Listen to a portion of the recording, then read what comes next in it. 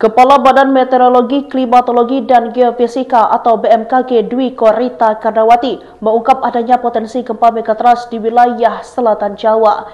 Berdasarkan peta sumber dan bahaya gempa Indonesia 2017, wilayah tersebut berpotensi mengalami gempa bumi besar dengan kekuatan hingga magnitudo 8,8.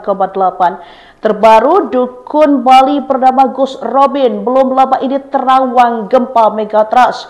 Dikutip dari salah satu sumber TikTok Gus Robin Bali pada hari Kamis tanggal 9 Oktober 2025. Ia melihat ada wilayah selatan Indonesia yang disebut paling rawan akan megatrust.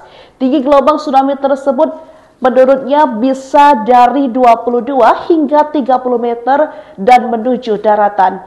Namun kemungkinan gempa megatrust ini belum bisa dibuktikan akibat gempa yang tidak dapat diprediksi dengan tepat. Selain itu, Kepala Pelaksana Badan Penanggulangan Bencana Daerah Gianyar, Ida Bagus Putu Suambah, mengungkapkan bahwa pihaknya tidak pernah mengeluarkan informasi tersebut.